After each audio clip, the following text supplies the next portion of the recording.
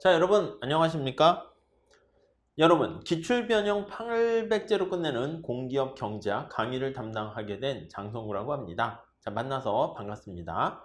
자, 일명 기팔공이라고 하죠. 그래서 우리가 공기업 준비 대비로 800제로 문제 800문제죠. 우리가 완벽하게 대비하는 과정을 마련해 봤습니다. 자, 수업은 어떻게 진행할 거냐면요. 이 교재 내용 순서대로 쭉 해서요. 따라가는데요. 문제가 800문제가 굉장히 문제가 많은 편에 속합니다. 그래서 이걸 다 풀어드릴 수는 없고요. 제가 중요한 문제들, 핵심이 되는 문제들을 좀 풀어드릴 거예요. 나머지 문제들은요. 해설이 좀 자세하게 돼 있으니까 여러분들이 따로 한번 셀프로 풀어보시고요. 궁금한 사항이 있으면 질문을 해주시면 되겠습니다. 그리고 우리가 하는 시험 문제가요. 뭐 그렇게 쉬운 문제들로만 구성되어 있지 않습니다. 난이도가 어느 정도 있어요. 그래야 제가 설명을 드릴 수 있는, 그러니까 아주 핵심이 되는 문제들이 구성되어 있으니까 여러분들이 이것만 잘 정복하시게 되면 충분하고요. 이것 말고 아주 좀 더 기본이 되는 쉬운 문제들은요. 따로 제가 나중에 추후 연습 삼아 풀어볼 수 있는 기회를 드리도록 하겠습니다. 자, 먼저요. 우리가 책 순서대로 미시경제학을 공부하고 거시경제학 그리고 국제경제학 이런 순서대로 나가도록 할 텐데요. 먼저 제1편 경제학의 본질과 사고방식 같이 한번 공부해 보도록 하겠습니다. 여러분, 경제학의 본질이 뭔가요? 경제학의 본질이 어떻게 좀 뭔가 감이 잡히세요? 경제학은 뭘 다루는 학문인가요? 자, 우선 저 위에 경제학의 본질 나와 있는데 경제학은요 기본적으로 시장을 다루는 학문입니다. 그래서 우리가 시장에는 물건을 사는 사람과 파는 사람이 있죠. 그래서 수요와 공급에 대해서 다루게 되는데요. 공급과 수요. 자, 공급이라는 것은 물건을 생산해서 시장에 납품하는 거예요. 그러면 소비자들이 수요자가 되는 것이죠. 자기네들이 원하는 물건을 대가를 지불하고 구입을 하게 되는 거예요. 그래서 수요와 공급, 이게 바로 교환이라고 할 수가 있는데 이렇게 교환이 이루어지는 장소가 바로 시장이다 라고 보시면 될 것 같습니다. 자, 결국 경제학이다 라고 하면은요 시장에 대해서 다루는 것이다 라고 보시면 되겠고요. 그 시장 중에서요 교환에 대해서 관심을 갖게 됩니다. 자, 그때 무엇을 얼마에 어떻게 교환할 것인가, 그거를 결정해주는 요소가 바로 뭐냐라고 하면 바로 가격이다, 이렇게 생각을 하시면 되겠습니다. 이해 가시겠죠? 그래서 이 가격을 아담 스미스는 보이지 않는 손이다, 이렇게 얘기하는 거예요. 자, 보이지 않는 손의 가격에 의해서 시장에서 물건을 사고 파는 그러한 경제의 작동 원리를 다루는 게 경제학이다라고 생각하시면 되겠고요. 여러분, 우리가 왜 물건을 사고 팔까요? 맞아요. 생산하는 사람들도 자기가 물건을 만들어서 공급했을 때 뭔가 이득을 얻기 때문에 생산을 하게 되는 것이고요. 소비하는 사람도 마찬가지입니다. 자기가 시장에 갔더니 뭔가 원하는 물건을 생각보다 저렴하게 구입을 해서 이득을 얻게 되는, 그걸 우리가 나중에 소비자 잉여 이렇게 얘기합니다. 자, 그래서 공급자도 나름대로 거래에 참여해서요 잉여를 얻게 되고요. 소비자들도 거래에 참여해서 잉여를 얻게 됩니다. 그래서 이런 교환을 통해서 이득을 얻게 되는데 둘 다 이득을 얻게 되는 것을 상호 이득을 얻게 된다라는 것을 우리가 확인할 수가 있겠고요. 요거에 대해서 다루는 게 바로 경제학입니다. 자, 그럼 경제학은 사고방식 요걸 볼 텐데 여러분, 경제학은요 기본적인 사고방식은 뭐? 그러면요 우리가 경제학이 뭘 다루는가 보시면 되는데 여기서 우리가 매 순간 인간에 대해서 다루는 건데요. 선택이라는 일련의 문제에 직면하게 됩니다. 선택이라는 문제에 직면하죠. 자, 무엇을 어떻게 선택할 것인가? 구체적으로요. 경제학의 3대 원리는요. 무엇을 생산하고 얼마나 생산할지, 어떻게 생산할지, 생산된 거를 어떻게 나눠줄까? 그런 거에 대해서 다루는 게 바로 경제학의 선택의 문제가 되겠습니다. 그래서 경제학의 사고방식이라는 것은 우리가 매 순간 선택이라는 문제에 직면하는데 야, 어떤 선택을 했을 때 잘했다라는, 즉 합리적인 선택을 했는가, 이런 거에 대해서 우리가 살펴보게 될 것이고요. 자, 그러면 우리가 좋은 거는 극대화하고요, 나쁜 거는 극소화하는 선택을 하게 되는데 이게 바로 경제학의 합리적 선택에 대해서 우리가 얘기를 하는 것이다 라고 정리를 하시면 될 것 같습니다. 네, 이해하실 수 있으시겠죠? 자, 그러면 요 일련의 과정이 경제학의 본질과 사고방식이라고 할 수 있는데요. 여기서요, 우리가 선택을 한다라고 하면 반드시 뭔가 대가를 치러야 됩니다. 들어보셨죠? 경제학의 제1의 명제는 뭐가 있습니까? 라고 하면요. 프리런치가 없다 이렇게 얘기합니다. 공짜 점심이 없어요 라는 거예요. No 프리런치예요. No 없는 거예요. 반드시 어떤 걸 선택하게 되면 대가를 치른다라는 것을 우리가 알 수가 있게 되겠습니다. 이해하시겠죠? 자, 그러면 선택에는 반드시 대가가 따르게 됩니다. 선택에는 대가가 따르게 된다. 대가가 따름. 이게 이제 가장 중요한 이제 우리 선택의 원리가 될 텐데요. 이 대가를 뭐라 그럽니까? 라고 하면요. 이게 이제 희생을 치르게 되는 건데 이 대가가 바로 우리가 이제 비용을 치른다. 그걸 기회비용이다. 이렇게 얘기합니다. 네, 이해하시겠죠? 그래서 경제학의 첫 번째 보셔야 될 거는요. 우리가 어떤 선택을 하게 되면 반드시 무엇인가 포기하는 게 생기게 되는데요. 이 포기하게 됨으로써 발생하는 대가, 그게 바로 우리는 기회비용. 이 원리가 왜 발생합니까? 라고 하면요. 첫 번째는 자원이 희소하기 때문에 발생합니다. 그래서 우리가 첫 번째 생각하셔야 될 거는 이 희소성에 대해서 여러분들이 생각을 하셔야 됩니다. 자, 이거를 우리가 공부하기 위해서 희소성이라는 원리를 공부하기 위해서 희소한 노동과 자본, 시간 이런 걸 투입해서 생산할 수 있는 최대한의 양을 살펴보기 위해서 우리는 뭘 가지고 사용할 거냐면 생산 가능 곡선을 가지고 이런 내용들을 살펴볼 거예요. 여러분 생산 가능 곡선 잠깐 정리 좀 해볼게요. 자, 뭐라고 얘기하죠? PPC라고 얘기합니다. Product Possibility Curve 이렇게 해서 희소한 노동과 자본 가지고 한 국가가 생산할 수 있는 최대한의 양을 나타냅니다. 이해 가시죠? 자, 그래서 생산 가능 곡선 이렇게 보시면 X제를 생산하고요. Y제를 생산한다고 합시다. 자, 그랬을 때 우리가 X제랑 Y제를 최대한 생산할 수 있는 영역을 표현하면 이런 식으로 생산 가능 곡선을 그릴 수가 있게 되고요. 이게 생산 가능 곡선이야. 자, 그러면 여기서 내가 요 점은 뭐예요? X제는 하나도 생산하지 않고 Y제만 생산하고 있는 상황을 나타냅니다. 이해 가시죠? 여기서 내가 X제를 하나 생산을 더 한다 라고 하면은요, 멀리서 볼 수 있게 하려고 제가 이렇게 표현한 거예요. 그러면 대가로 Y제를 포기해야 돼요. 이만큼 Y제를 포기해야 됩니다. 이게 바로 뭐다? 그래요. 기회비용이라고 표현을 하는 것이죠. 자, 그 다음에 X제를 하나 더 생산하려면 Y제를 포기해야 돼요. 더 많이 포기해야 되네요. X제를 생산할 때 Y제를 더 많이 포기해야 되는 것을 알 수가 있습니다. 그래서 우리가 이 생산 가능 곡선 할 때 제가 뭐라고 설명을 드렸습니까?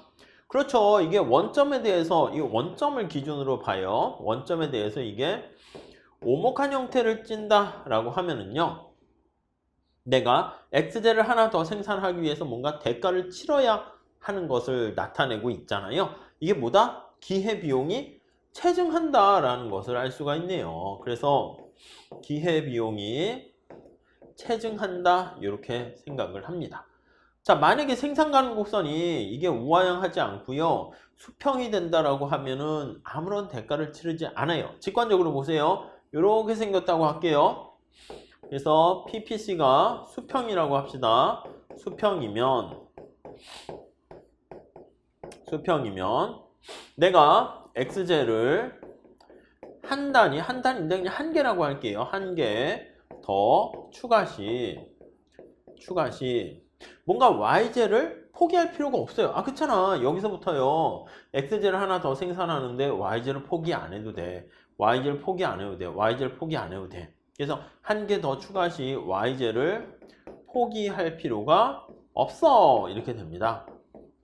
자, 이 얘기는 뭐다? 맞아요. X제 하나 더 생산하는데 대가를 치르지 않아도 됩니다. 그래서 이때는 X제에 대한 기회비용이 빵이다. 이렇게 보시면 돼요. 자, 어떨 경우에? 수평일 경우에. 자, 그러면 만약에 생산 가능 곡선이 우하향한다라고 하면은요. 맞아요. 기회비용이 있다. 이렇게 얘기할 수 있어요. 그래서 정리해 볼게요. 생산 가능 곡선이 자, 색깔 바꿔서 볼까요? 우하향합니다. 첫 번째 단계로 우하향한다 라고 하면 자, 이거는 기회비용이 발생한다. 이거를 뜻하는 것이고요. 그래서 X제에 대한 기회비용이죠. 기회비용이 발생해서 0보다 크다 이 뜻이야. 수평이면 기회비용이 없고요. 그 다음에 한 단계 더 들어가서 원점에 대해서 오목하다라고 얘기하면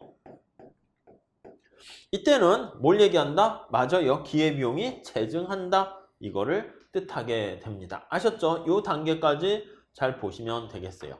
그래서 우리 경제학에서는요. 이렇게 비용에 대해서 다루게 되고요. 첫 번째 기회비용 그 얘기 잘 체크하시면 돼요. 내가 어떤 걸 선택하게 되면 반드시 뭔가 대가를 치를 수밖에 없다는 것을 알 수가 있죠.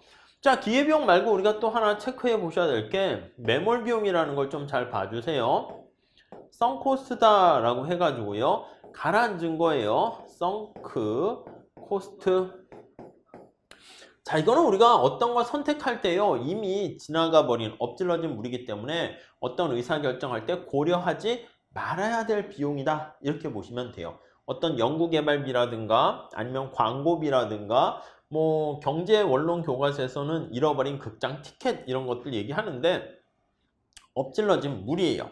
요거는 우리가 선택에서는 신경 쓰지 않아야 된다. 이렇게 보시면 되겠어요. 자, 이 파트는 어렵지 않으니까 그냥 가볍게 보시면서 접근하시면 될 것 같습니다. 자, 먼저 문제를요, 제가 선별을 해가지고요, 기출 변형과 출제 예상으로 해놨는데, 여러분들은 제가 말씀드린 건 다 커버해서 이해하려고 노력하셔야 됩니다. 시험 문제가 나날이 좀 어려워지고 있어요. 그래서 여러분들이 무슨 한 5년 전, 한 3년 전, 요런 기출 문제라고 하는 거 사실 이렇게 뭐 드러나는 것도 아니지만 공개되는 것도 아니지만 그런 문제들 가지고는 사실 시험 붙기가 쉽진 않습니다. 아셨죠?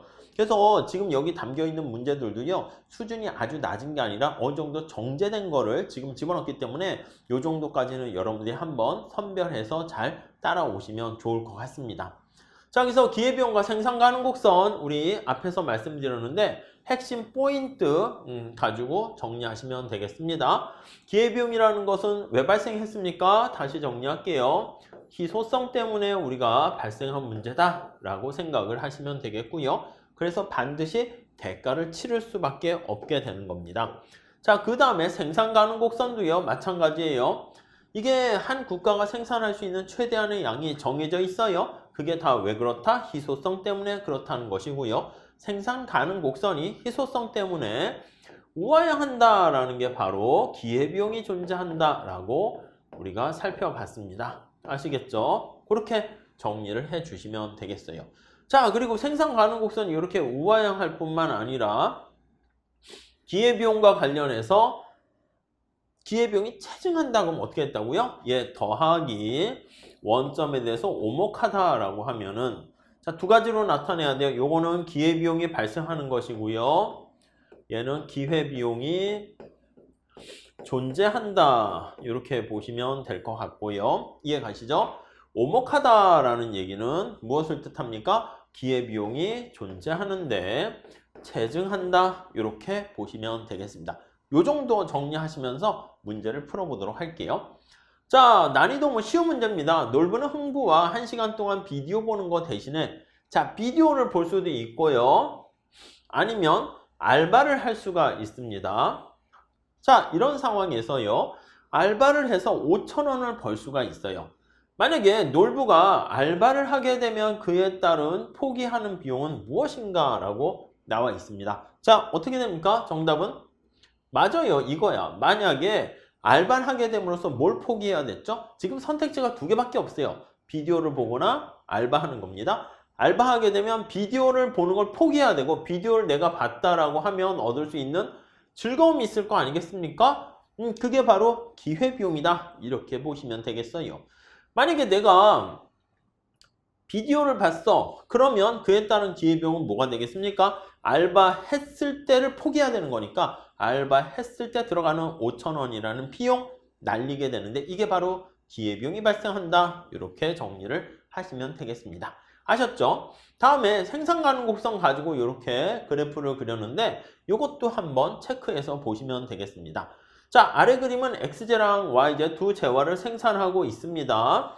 이게 뭐 상품일 수도 있고 XJ가 경제학 점수, 경제 점수 이렇게 볼 수 있고요. YJ가 뭐라고 할까요? 경영학의 점수 이렇게 있다고 할게요. 경영학의 점수 이렇게 해도 되겠습니다. 아니면 빵과 아니면 의복 이렇게 해도 되고요. 자, XJ랑 YJ 두 재화를 생산하고 있는 어떤 경제에 생산 가능 곡선하고요. 생산 가능한 점들을 나타낸 겁니다. 다음 설명 중 틀린 것은 우선 첫 번째 이 밖에 위치하게 된 거는 우리가 선택할 수 없다는 거 알 수가 있어요. 그래서 요거는 선택이 불가하다라는 거 알 수가 있고요. 요 안에 있는 거는요. 우리 B점 이렇게 나와 있잖아요. 선택할 수 있어. 근데 이거는 어떤 점입니까? 맞아요. 낭비가 있는 점이야. 왜냐면 내가 좀 더 노력을 하게 되면 주어진 XJ 하에서 YJ를 더 많이 생산할 수 있고요. 주어진 YJ 하에서 XJ를 더 많이 생산할 수 있고요. 이렇게 C점 같이 X랑 Y를 둘 다 증가시킬 수가 있게 됩니다. 이해하시겠죠? 자, 이렇게 되었을 때 틀린 거는요. 여러분, 여기 나와 있는 것처럼 이 선상에 있는 거 있잖아요. A점, C점, D점. 이거는요. 우리 파레토라는 말은 무시하셔도 됩니다. 파레토라는 말은 요거 무시하셔도 됩니다. 효율적이다 라고 보시면 돼. 그래서 요 생산 가능 곡선 상에 있는 요런 점들은 낭비가 없다라는 게 바로 효율적이다 이렇게 생각하시면 되겠습니다. 효율적인 점들을 나타내고 있어요. 자, 근데 여기 나와 있는 것처럼 D와 C는 생산 가능 곡선 상에 있으니까 둘 다 효율적입니다. 그런데 어떤 게 어떤 것보다 더 효율적이다 이건 알 수 없어. 그러니까 효율적에 대한 우선순위 그거는 우리가 판단할 수 없습니다. 아셨죠? 만약에 여기다 판단한다 그러면 여기 생산 가능 곡선이 만약에 있을 때 여기 사회 무차별 곡선 이거 나중에 할 겁니다. 효용 가능 경계로 표현하고요. 그 생산 가능 곡선이라 그러면 사회 무차별 곡선을 그렸을 때 여기다가는 이제 이게 공평성을 이거 모르시면 넘어가셔도 됩니다. 공평성을 가미시켜 가지고요. 우리가 요 C가 가장 바람직한 최적이다 이런 표현을 할 수는 있어요. 근데 지금 상황에서는 다 효율적이다라고 하면 효율적인 상황에서는 낭비만 없으면 되는 것이기 때문에 뭐가 뭐보다 더 효율적이다 이런 표현은 할 수가 없어요. 이거 중요한 거예요. 잘 보시죠. 자, 이렇게 돼 있고 C점은 B점. B점은 낭비가 있잖아요. 그러니까 요거는 판단할 수 있지. C는 효율적이고 D는 낭비가 있기 때문에 그런 것이고요. A점도 파레토 효율적이다. 이렇게 보시면 될 것 같고요. B점은 낭비가 있는 상태 아니겠습니까? 이런 상태가 우리가 실업, 완전 고용이 아닌 실업 상태다. 이렇게 보시면 되겠습니다. 아니면은 유휴 자본이 존재하는 거야. 놀고 있는 유휴 설비가 존재하고 있는 상황을 우리가 바로 저 B점에 해당하는 것이다 라고 생각을 하시면 되겠습니다. 자, 난이도를 좀 올리면은요 요게 이제 난이도가 조금 올라가는 겁니다. 여기 나와 있는 1번 요거 잘 봐주세요. 자, A점에서 XJ야 XJ 관심사가 XJ예요. 관심. 자, 우리 계속 얘기하는데 수평축에 나와 있는 게 우리의 관심사가 되거든요. 관심사가 되는 XJ를 한 단위 더 생산할 때 기회비용은 그냥 이거 다 가로로 묶으세요. XJ의 기회비용이라고 보시면 되겠습니다. 그러면 C점에서 XJ 한 단위 더 생산하는 거에 기회비용보다 여기 보세요. 여기 보시면 형광펜 해서 봅시다. A점에서의 요거 접선의 기울기가 이거잖아. 기회비용이라니까 이걸 저 뒤에 가보면 MRT라는 말을 가지고 설명을 합니다. 그리고 여기 C점에서의 접선의 기울기는 이게 바로 기회비용이라니까요. 자, 그러면 A점에서의 접선의 기울기보다 C점에서의 접선의 기울기가 훨씬 더 크잖아. 이게 뭐라고요? 맞아요. 기회비용이 크다. 이렇게 표현하시면 되겠습니다. 자, 그러니까 A점에서 살펴봤을 때가 기회비용은 접선의 기울기는 C점보다 더 크다. 이렇게 보시면 될 것 같습니다. 이해가시죠? 그러니까 A점은 지금 작은 거죠. A점에서 봤을 때 접선의 기울기가 C점보다는 더 작고 C가 A보다는 더 크다. 기회비용이 크다. 이렇게 보시면 되겠어요. 아셨죠? 요거 생산 가능 곡선 가지고 물어보는 거는요. 그래도 기본적인 문제니까 좀 잘 체크해 주시면 좋겠습니다. 자, 그 다음에 요거요. 한번 잘 봐주시죠. 요 문제는 바로 뭐냐면은요. 자, 취업을 준비하는 에코매니아 C가 스트레스를 풀기 위해서 여행을 떠나고자 합니다. 여행지를 물색한 결과 다음과 같은 세 곳을 선택했습니다. 선택할 수 있는 장소는 제주도가 이제 하나가 있고요. 그리고 일본 동경이 있습니다. 그리고 중국 상해 이렇게 세 가지가 선택지로 있게 돼요. 이해 가셨죠? 자, 그랬을 때 여기 보시면 만일 제주도를 선택한다면 발생하는 기회비용은 어떻게 되는가? 이 문제는 머릿속에 암기를 해 두세요. 자, 우리 해설지에도 거기 보시면은 잘 이렇게 설명을 해 놨는데요. 자, 만약에 동경을 갈 수가 있고요. 선택지가. 아니면 여기 상해를 갈 수가 있고요. 그리고 제주도를 갈 수가 있습니다. 자, 이런 것들을 선택했을 때 각각에 대한 편익과 비용을 여기다가 한번 표시를 해 보려고 합니다. 자, 우선 편익은 어떻게 됩니까? 라고 하면요. 편익을 한번 살펴보시고 비용을 한번 살펴보려고 합니다. 우선 편익은요. 여기 보시면 제주도를 선택하게 되면은 1000만 원의 만족을 얻는데 400만 원의 비용을 들이게 됩니다. 제주도는요. 1000만 원의 편익을 얻고 400만 원의 비용을 지불하게 되고요. 동경에 가게 되면 600만 원의 비용을 들여서 800만 원의 만족을 얻게 됩니다. 800만 원의 만족을 얻고 600만 원의 요거 비용을 지불하게 돼요. 이해 가시죠? 자, 상해 가게 되면 500만 원의 비용을 들여서 800만 원의 만족을 얻게 되는 거예요. 네, 이런 식으로 돼요. 자, 그러면 우선 첫 번째 정리하셔야 될 게 순편익이 어떻게 되는가? 그걸 보셔야 돼요. 순편익. 자, 순편익이 어떻게 되는가? 이걸 보시면요. 순편익은요. 여기 나와 있는 편익에서 비용을 빼게 되는 겁니다. 그럼 여기 200이 되고요. 여기 300이 되고요. 제주도는 600 이렇게 되는 거 우리가 확인할 수가 있습니다. 네, 이해되시겠죠? 자, 이렇게 되면은 어떻게 됩니까 하면 어디를 선택합니까 하면은 당연히 여러분들 순편익이 제일 큰 걸 선택해. 제주도를 초이스해서 선택을 합니다. 그래서 여기서도 제주도를 선택한다라는 것을 얘기했어요. 여러분, 제주도를 선택하게 되면은 그때 발생하는 비용은 어떻게 됩니까? 기회비용은 어떻게 됩니까? 찾는 거예요. 여기 보시면 요 기회비용이다 라고 할 때는요, 주의하셔야 될 게 제주도를 우리가 선택했을 때 발생하는 직접 비용을 포함시켜요. 제주도를 갈 때 발생하는 직접적인 비용을 요거 기회비용에 포함시킵니다. 자, 그러면 여기 나와 있는 400만 원이라는 거 우리 포함시키고요. 여기서 끝나는 게 아니라니까요. 우리 앞에서 봤던 놀부와 무슨 흥부가 비디오 보고 알바 가는 거 생각해 보세요. 제주도를 내가 떠나게 됨으로써 또 가고 싶었는데 못 가게 된 포기해야 되는 즐거움 있잖아. 동경 갔을 땐 200이고요. 상해 갔을 때는 300입니다. 이걸 동시에 할 수는 없는 거죠. 동경과 상해를 동시에 갈 수 없으니까 여기 나와 있는 더 아쉬운 거, 특히 상해를 내가 포기한 게 더 아쉽단 말이야. 그래서 요거를 포기하게 되는데, 그러니까 아쉬운 비용 있죠. 간접적인 아쉬움의 비용이 발생하게 되는데 그 비용을 300 이렇게 더하게 되면 이게 바로 기회비용이 되는 겁니다. 무슨 말씀인지 아시겠죠? 그래서 이 문제가 가장 중요한 거니까 여러분들 머릿속에 탁 이렇게 집어넣어 주시면 좋겠습니다. 자, 그 다음 이제 하나만 또 더 볼게요. 5번 문제가 되겠는데요. 다음 그림과 같이 생산점이 생산 가능 곡선 상을 따라서 A에서 B로 이동을 합니다. 여기 A가 있고 B로 이렇게 이동을 하는 상황을 생각을 해 보도록 하겠습니다. 자, 그러면 이때 이동하는 원인으로 가장 알맞은 것은 이렇게 해놨거든요. 여러분, 여기 5가지 요인들이 있는데 한번 잘 생각해 보세요. 어떤 요인이 있을까요? 네, 맞습니다. 여기서는요, 요겁니다. 요거. 자, 우선 첫 번째 한번 보시면 실업이 감소했다. 우리 실업 상태면 여기 있는 상태 아니겠습니까? 여기가 실업 상태야. 자, 실업 상태가 감소하게 되면 이거는 이런 식으로 곡선 상으로 밖으로 이동하게 되는 거예요. 이해 가시죠? 자본량이 증가했다. 자, 우리가 지금 여기 나와 있는 생산 가능 곡선은 전제 조건이 뭐예요?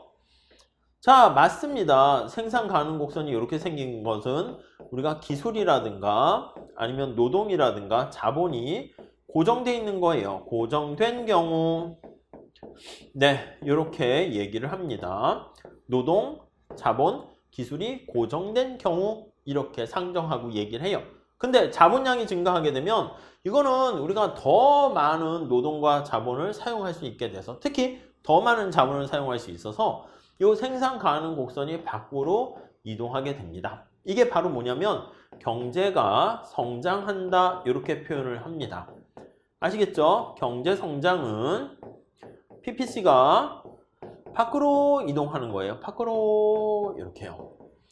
만약에 코로나 바이러스라든가 지진이라든가 이런 것 때문에 여러 가지 생산할 수 있는 잠재력이 줄어들면 이건 안쪽으로 가겠죠. 그런 건 이제 흔하지는 않습니다. 기술이 후퇴하거나 그런 것들일 텐데요. 이 기술 진보도 마찬가지야. 여기 나와 있는 것처럼 이렇게 되면 생산 가능 곡선이 밖으로 이동하는 거다라고 보시면 되겠습니다. 자, 뭐 YZ 산업의 독점하다 이렇게 되면 독점이라는 게 뭐야? 그렇죠. 기업이 하나만 있는 거니까 이게 낭비를 나타내는 겁니다. 낭비가 발생하기 때문에 이건 생산 가능 곡선 안쪽으로 이렇게 가게 되면 곡선 상에서 안쪽으로 가게 되면 이거는 독점이 된다. 비효율성이 발생한다. 이렇게 보시면 되겠습니다. 자, 재화의 상대 가격 변화는요. 만약에 A에서 B로 이렇게 간다는 것은요. 이렇게 볼게요. A에서 여기서부터 이렇게 간다는 것은요. X를 더 많이 생산을 하고요. Y 생산을 줄인다는 거잖아요. 생산자가 왜 X를 더 많이 생산합니까? 라고 하면은요. 아니, X제 가격이 올라갔겠지. 여러분들 생각해봐. X제 가격이 비싸지게 되면은 X제 생산을 더 많이 할수록 이득 아니겠습니까? 자, 그러면 이렇게 되면 X제 생산을 더 증가시키고 Y제 생산을 당연히 줄일 수밖에 없어요. 그러면 우리가 노동과 자본을 가지고 있을 때 자본을 X에 더 많이 투입하게 되니까 Y의 투입량이 줄어들게 되는 거야. 그러다 보니까 여기 보시면 생산 가능 곡선이 네, 이렇게 내려가는 것을 우리가 확인할 수 있습니다. 대신 X제는 어떻게 됩니까? X제는 이렇게 증가하게 되는 것을 우리가 확인할 수 있겠죠. 네, 이렇게 보시면 되겠습니다. 자, 그래서 A에서 B로 가게 되는 것은 4번 이렇게 정리를 하시면 되겠어요. 자, 그래서 우리가 이번 시간에는요. 어떤 걸 얘기했냐면 생산 가능 곡선과 관련해 가지고요. 그걸 기회비용 이렇게 설명하는 거를 말씀드렸고요. 그리고 경제학의 본질은 뭐냐면 선택에 대해서 다루는 겁니다. 근데 그 선택이 왜 발생하게 되었는가라고 하면요. 지금 말씀드린 희소성 때문에 선택의 문제가 발생했다라고 생각하시면 되겠어요. 자, 그래서 우리가 직면하는 희소성을 낭비 없이 사용하는 거 그게 바로 효율적이고 그 효율성을 나타내는 우리 파레토 효율성이라고 얘기했죠. 생산 가능 곡선의 바깥쪽에 딱 위치하게 되면 그게 바로 파레토 효율적이다. 이렇게 생각을 하시면 될 것 같습니다. 그리고 그 생산 가능 곡선 안쪽에 있으면 비효율성이 발생하는 것이고요. 어떤 경제적 능력을 향상시키면 생산 가능 곡선 자체가 밖으로 이동하는 거 거기까지 정리하시면 되겠어요. 자, 그래서 우리가 먼저 첫 시간은요 좀 가볍게 기회비용과 생산 가능 곡선 그 개념에 대해서 살펴봤고요. 다음 시간에는요 우리가 본격적으로 들어가는 겁니다. 그래서 기회비용 같은 거는 그냥 가볍게 보세요. 수요와 공급 그 원리에 대해서 살펴보도록 하겠습니다. 자, 다음 시간에 계속 이어서 같이 공부할게요. 감사합니다.